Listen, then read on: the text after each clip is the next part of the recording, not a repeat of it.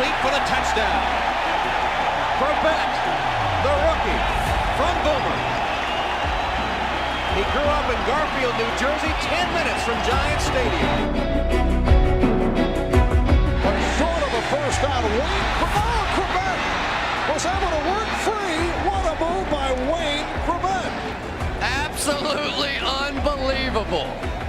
You're talking about a kid who is just all heart.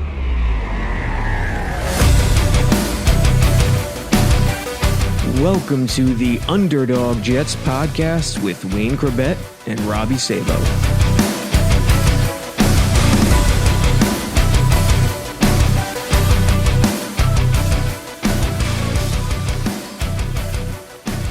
Welcome back, Jets fans, to the Underdog Jets podcast with Wayne Corbett. And this is the week of the Super Bowl. It's finally here. We just experienced the first weekend with no NFL since when? July? A lot of people were struggling. I heard it. I saw it. It's what happens. You know, you get addicted and then the withdrawals come and you just got to do it all over again next year. But one more game, Rams, Bengals. Bengals are finally back there. Rams get back after losing to the Pats a couple of years ago. They've been to a bunch of Super Bowls now, if you include the 70s, the St. Louis Rams with Kurt Warner. So they've had a pretty good showing. We'll get into that. But first, we'll talk about Braxton Berrios, a little free agency. It's rumored today, I believe it was Rich Cimini of ESPN, that Berrios is looking at a number around $9 million a year in terms of what he's looking for. And listen, he's an independent contractor. He should try to get the most he can on the open market. That's his job. But it's created a discussion. Is he worth that? And the fans talk about it. The pundits talk about it. But one man who has a different view on the matter, and appropriately so, is Wayne. Wayne Corbett, how are you today? I'm doing great. You? Yeah, pretty good. You know, talking about this Berrios situation, I know you come at it a little differently than I might, or someone else might, or even the beat reporters or the talking heads on TV. What is your thoughts and feelings about what Berrios is asking for, the rumor? And again, it's just a report. We have no idea what's true, but what's your thoughts about this whole process? Right. As you say, it's a report, you know, until you hear it from the person's mouth. You're not sure where it's coming from. Obviously, you just said there's no game this past week. So what are they going to do? They got to create news, you know, stir up some interest in the Jets and in the NFL news. As far as the way I approach it, when you ask me to discuss this, the biggest unwritten rule in the NFL locker room is do not count someone else's money. You don't talk about contracts, how much they're making compared to you or anything like that. So, you know, that's my stance. I'm not going to question how much he wants and how he wants it and compare to, you know, where he compares in the league to kickoff returners or slot receivers or whatever it is. You know, if that's what he wants, that's what he wants. You know, if that's what he thinks he's worth, then that's it. You know, and the decision's based on if he wants to stay, you know, in New York or not. I mean, people don't know that. I mean, he's got a great, you know, fan base here. You know, they love to cheer for him and watch him play. But if he wants to go somewhere else, that's his prerogative too. You know, we don't know his family situation, his life situation, or where he wants to be in the country, or who he wants to play for. So, you know, if he wants to be a starter or just a slot, there's a lot of variables. So as far as him, you know, hearing that he's asking for that, that's fine. Like I said, God bless him if he can get what he wants, if that's it. But hopefully he ends up in green and white for the long term. Yeah, I think a lot of people think about it in terms of just money, where, okay, the Jets better offer the most, because if they offer the most, they'll get him. That's not the case. I mean, this isn't Madden, you know, the offseason edition with Madden, with the franchise mode. When I remember, which was years ago, I don't know if it's still this way. If you offered the free agent the most money, you'd get that guy. It doesn't work that way in real life. And like you said, he's valuable to the Jets. Jets fans really love him. So it should be an interesting starting point to the offseason in terms of free agent. Yeah, like I said, you don't know what's going on in the guy's life, where he wants to be. He could have just built a house somewhere else, or built a house here and wants to be here, or, you know, tax-free states. Mm-hmm. I mean, there's a lot of different factors. You just, you know, if the guy's beloved in New York, which is, you know, plus the Jets re-signing him. So we'll see. We'll see how it plays out. Then you got to look at what they're looking at in the draft. I see, some of the people saying they're looking at the Drake London guy from USC with their second pick, and this receiver, that receiver. So there's a lot of factors that come into it. You don't know what they're going to do with the picks. As far as I'm hearing, there's no franchise quarterback, no immediate starter at quarterback in the draft. So people are going to be less inclined to try to move up to the top 5 positions because there's no quarterback to come and get. So like I said, lot to go into it. They're just starting out with the talks. So like I said, man, whatever he's comfortable getting, I hope he gets it. Yeah, same here. And the only thing I'll say, we'll cap it. The only thing I'll say about this is I think it's important. I think Douglas knows he's a value-driven general manager who's very wary about the cap, but I think he knows that he has to do the right thing in terms of the Berrios negotiations because it fits the culture. He's that hardworking guy, and you got to reward those guys. But we'll see what happens. Yeah, you like to keep some consistency. Bring the same core of players back. Yeah. But as far as my situation, I've mentioned before when my contract was coming up after year 4, 5, whatever it was. Just the conversation was, Mr. Johnson, do you want me here? Yes. Do you want me to be? Yes, I want to be there. And it's like, that was it. I was like, I would like to get the contract structured this way with this money, and you could make the whole thing look a certain way, but I just kind of want this here. You can give me, and if it's to work out, it's going to work out. It just, depends on how much each one is, to give into the other's demands. But, hopefully they could both walk away from it smiling, thinking they got the best deal. No doubt. No doubt. Super Bowl, the Senior Bowl's been happening this week. There's been a lot of chatter about the receivers, especially like you said. And that's where the report came from with Samini. He's down there in Mobile. But the Super Bowl, it's an interesting matchup, right? We got Joe Burrow, the cigar smoker, celebratory cigar smoker himself, like MJ, in the locker room. First time on the scene. He just shoots out of nowhere his senior year at LSU against the Rams with McVay and Cooper Kupp and Stafford and OBJ. It's an interesting matchup from a lot of perspectives because when you look at the 4 units, you got to think the worst unit of all 4 is the Bengals defense. Yet the Bengals defense was tremendous in the second half against Kansas City. I give that defensive coordinator, his name is escaping me, Anarumo or something like that, tons of credit. He did a lot of great things. But when you're looking at those 4 units, Wayne, what do you think in terms of matchups?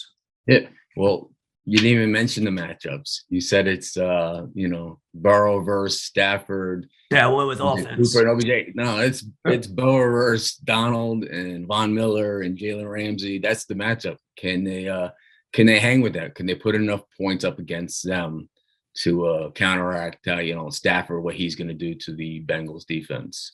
So, yeah, it's a tough matchup. It's definitely a tough matchup, but teams have showed that they can throw and move the ball. On the Rams, even so. So we'll see. Burrow has that swagger that not a lot of young guys have, and he just doesn't care. You can see how he dresses, and he's smoking the cigars and what he says. And you got to like that. He's carefree like that, and he believes in himself, and he believes in his team. And because of that, he is going to be getting back to these playoffs and championship games for a long time in his career if they surround him with the right people.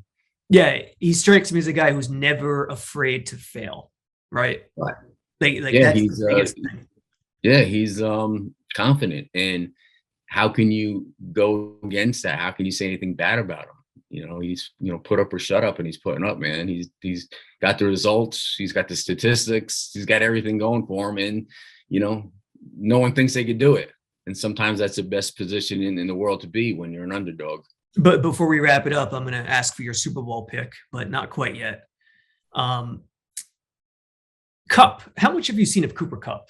He's an excellent route runner. He's one of the best receivers in the league. Have you seen a lot of him this year? Yeah, I've seen a lot of them, a lot of highlights, some game film. But I actually was at the Rams at Arizona Monday night game. Okay.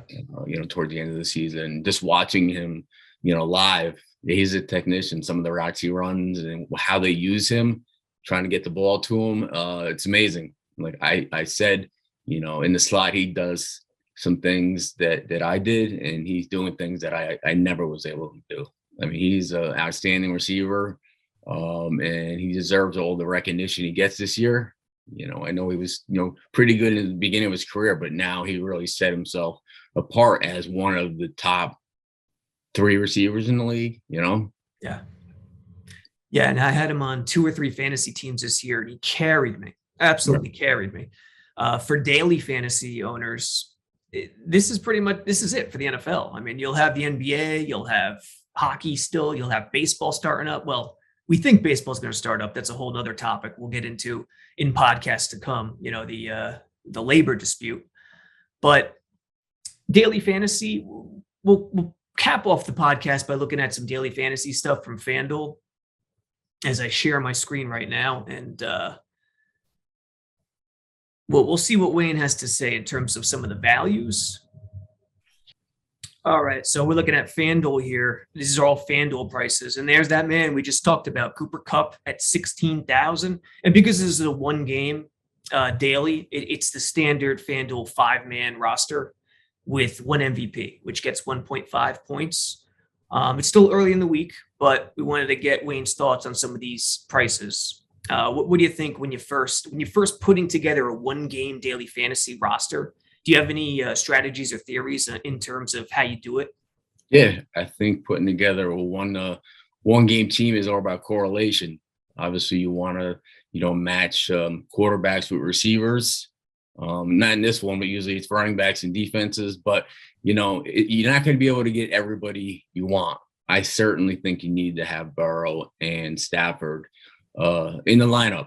Right. But at that point, you obviously can't get Jamar Chase and Cooper Kupp.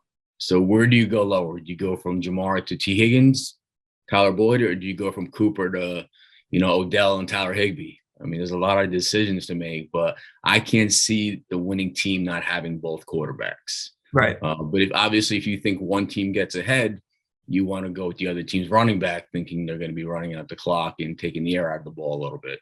But in this way you do things, you do have to find some lower salaried guys that you think could make a play. They don't have to do much for being cheap. If they just need to fall across the end zone, like a Sony Michel or someone like that, to kind of make their price. So, and also on FanDuel, you have kickers. And as you've seen, the Bengals kicker has done well this year, especially winning the games. So I don't know. Obviously, Tyler Boyd, I see you have up there is cheap, but I don't know if he'll have enough volume to have the winning lineup. I mean, he could be something you put in the flex, but as far as the captain, I certainly think you have to have one of the quarterbacks. Yeah, see, it's so tough. Like you told me this too once before. You have to be different. Yeah. Like you said, one of the lower price guys, you have to be different. So in this game, who is that guy? So it's really all about that, because if you have the same roster as everyone else, you're not going to get anywhere. Yeah, I'm looking at the screen right now. Didn't Blanton fall in the end zone in one of the playoff games? Yes. I mean, you don't know how that's going to happen. He gets you 7-8 points at the bare minimum. I see Tyler Higbee has a question mark next to him, so you don't know if he's playing. And also another guy who it's half point PPR on FanDuel. I felt in DraftKings easier, but a guy like Joe Mixon who can catch passes as well as run ball. So I don't know. I mean, you got Sony Michel or Cam Akers, but you definitely want Chase or Cooper if you could fit one of them in there. But I played Joe Mixon all year, and he's certainly a guy that, if they get down there, they can call his number twice. So, I mean, who's under 10? Yeah, you might go T. Higgins instead of Jamar. He had some big games this year, and, he's getting double-digit targets. So, that's a factor. If Jalen's on Jamar Chase, where are they going to look to go? Right. I mean, you got 9,000 left. I mean, what could you possibly look? Then, Boyd or McPherson. See, right now, if for those listening, Burrow is in the captain spot because I'm kind of going over this in my head. Can the Bengals offensive line handle the Rams defensive front? That's the big question. Right. I don't know. So can they run against them? I don't know. Will the Rams hop out to an early lead? If that's the case, you want to go Akers and some Bengals receivers. So that's kind of where my mind was. Right. But again, who do you take? Right now, Burrow's in the captain. Then you got Stafford, Akers, and Higgins. And Akers is actually questionable right now. I didn't even know he had a designation this week. I'd have to look at that. But Akers, Higgins, Stafford with Burrow as the captain. Who's that fifth guy? That's what we're kind of mulling over. Could it be McPherson, Boyd? I don't mind taking a kicker on a team that might be able to get down in the red zone but not punch it in.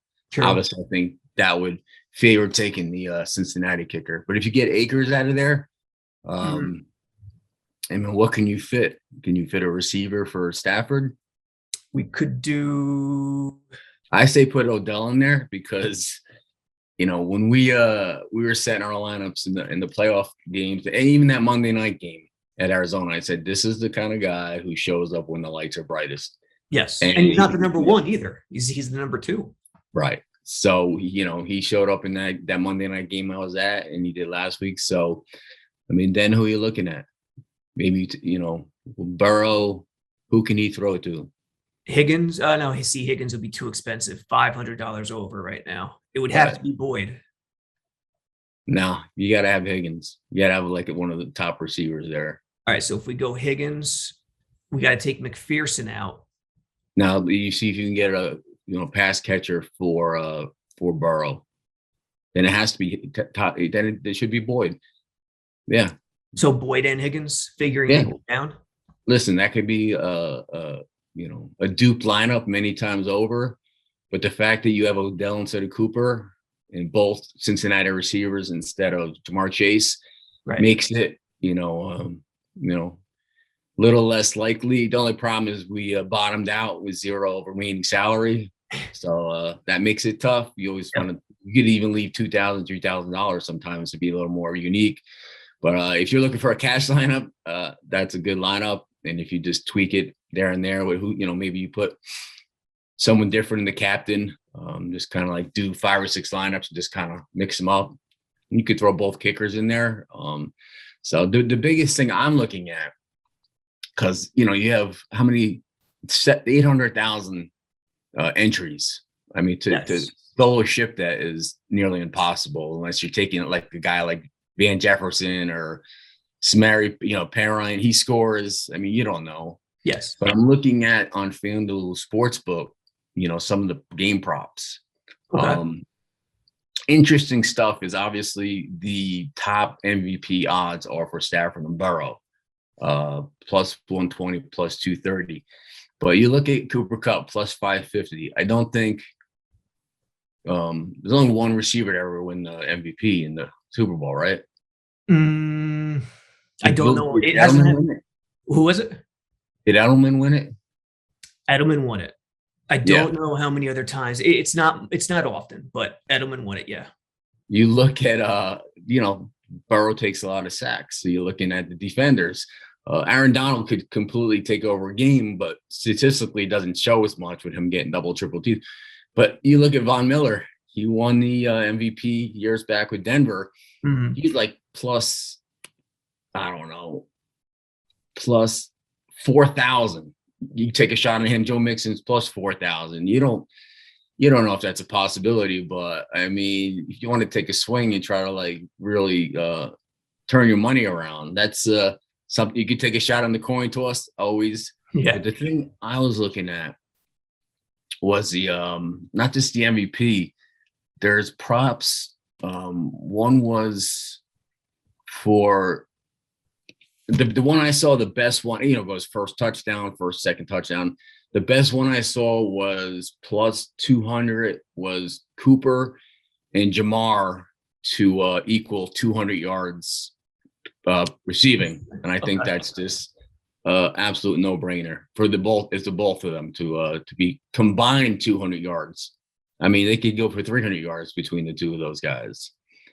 It's one of the game props, but there's all different ones. You could go against a quarterback winning the MVP, which isn't as likely. But I think if you're going any receiver combinations, that's the one. Kupp and Chase, and just pick a guy that you think could fall in the end zone.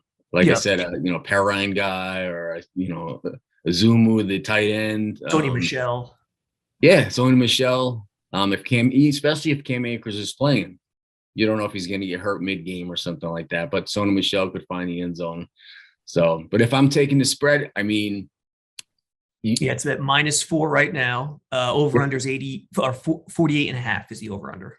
All right. If I'm watching the game, there's no way I'm going to bet the under in a game I'm watching. I'm hoping for a shootout, hoping for excitement. So I certainly not saying I favor the over, but that's what I would take if I'm watching the game, and just stack as many combinations as you can with touchdowns for the game. The toughest one is the first touchdown. Yes. The first touchdown, because if I put a parlay together and that first one doesn't hit, your whole day's shot.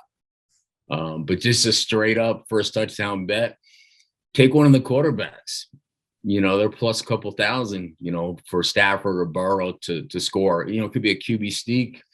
You could have Stafford rolling out, a naked boot. I mean, any one of these quarterbacks can run it in. They're both good runners. Don't just take a guy who's, plus 200 to go in. Take a guy, you can have fun with. If he gets in there, you seriously make some serious cash.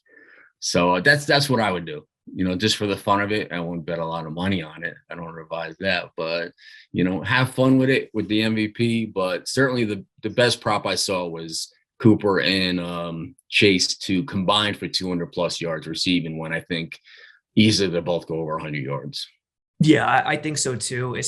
Cooper will get you a lot of yards. And even though they have Jalen Ramsey, the Rams, Chase will still do damage. These guys, you can't cover receivers in today's game. And in the playoffs, the refs call less penalties. So, I agree. That one's huge. What about the national anthem? Does FanDuel have the national anthem? One of those goofy ones? How long it'll be? Yeah. Here's an interesting one. What? Last play of the game to be a quarterback kneel. Yes is -200. No is +165. Last play of the game, will it be a quarterback kneel? It's -200. I wonder what the percentage is of games ending in a quarterback kneel. I don't even know what the regular percentage is. I think in a game where there's no clear favorite, I think this goes down to the final drive. True. You know what I mean? I think they can go back and forth scoring. I think the last person to hold the ball might be going for a winning score. So +166 for it not being a quarterback kneel. I would take those odds, just having played. I can't remember, I was the guy all the way, 15 yards back for a, QB kneel victory formation. So I can see there definitely not being a QB kneel to end the game. Yeah, especially in the modern, recently, Super Bowls have been much different than in the 90s and 80s. Like they've been exciting. They've been incredible. You couldn't have asked for more, really. So I agree with you. That's a good one. Yeah.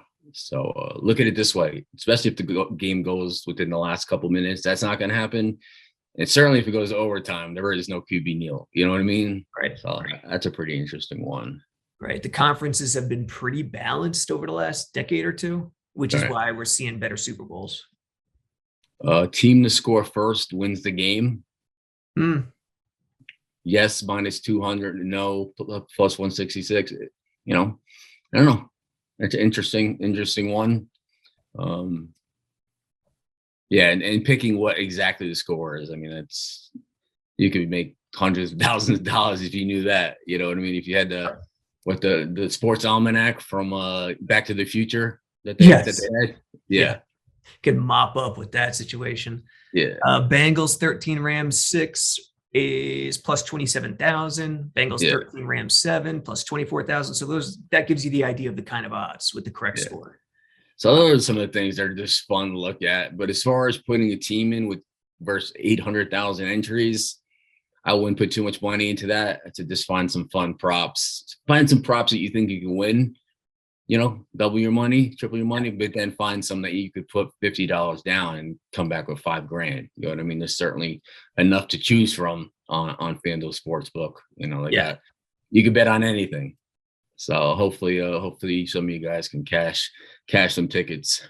Yep, and those Super Bowl boxes will be going strong too. Those old school boxes. And for daily fantasy, I mean, Wayne's right with the multi-entry ones where your odds are nothing. But, if you're going to do some of those, you could throw like 5 entries in there at a lower cost, but do some single entry ones. Your single entry chances are much better. Your single entry could be first place, like 10 grand, but you got a chance to single it. But versus 800,000, even though it's $1 million tournament, I mean, the odds of solo shipping it, especially in a team with this much talent, it's gonna be tough to have a lineup that no one has. Yeah. So it's fun. It's gambling. It's a hobby. It's not a pastime. It's a pastime. Yeah, it's not how you make. Guys make a living doing it. I understand that, but there are not a lot of them doing that. For us amateurs. So hopefully it's just a great game, and like I said, hopefully it's a back and forth game, and it's exciting come the last 2 minutes. All right. Let's wrap this puppy up. Did you want to share a story about Middletown? I forgot what you said there. No, we're good. We're good now. Okay. Yeah. All right. Let's wrap this puppy up. Fans, do us a favor. The best thing you could do for us is head over to iTunes on Apple, rate and review 5 stars, leave a nice little written review for our podcast for both me and Wayne. Again, thank you for attending the meet and greet 2 weeks ago. We're going to do another one in March. We already have a ton of entries, and I've already shipped out a bunch of 8x10 signed pictures that Wayne Corbett has sent me. So take advantage of that. Discount code 80 at jetsexfactor.com. You get a great discount at the website to become a subscriber. And we're going to be doing a lot of this stuff moving forward. Yeah, looking forward to it. It was a great year.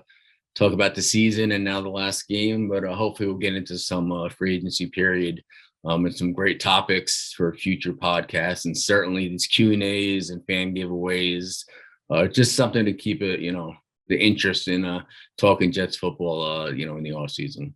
Yeah. And folks, the new league year starts in mid-March, I believe it is, early March or mid-March. So it's right around the corner. Free agency, draft, and away we go. Folks, we'll catch you next time. Wayne, have a good night. You too.